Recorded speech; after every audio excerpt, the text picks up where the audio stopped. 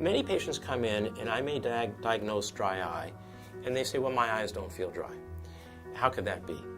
And I say, well, you may not relate some of the symptoms that you're having to dry eye, but it is causal. So for example, patient says, my vision fluctuates throughout the day. And as the day goes on, it's just harder and harder to read. When I'm on the computer for a long time, I just can't read after a while. I have to take a break. What's going on?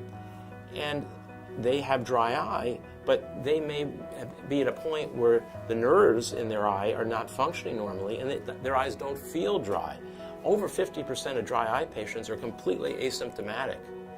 Also, many forms of dry eye relate not just to the production of tears, but to the oil that's secreted from the oil glands in the lid.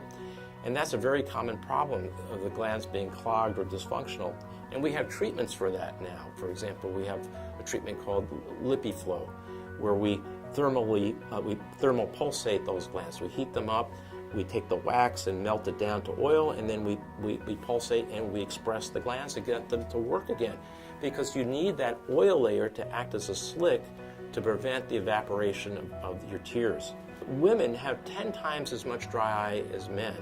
And it's probably due to the fact that we know now that testosterone is very important in the production of tears.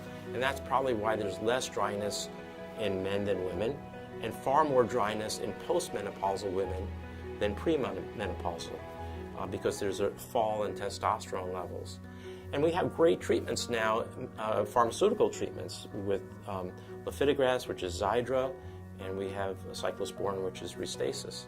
So we have a pipeline of drugs, some are approved, some coming down the road, and we have medical treatments as well with thermal pulsation. And it's really important to treat dry eye for a variety of reasons. One is the functional, that it gets rid of the fluctuation.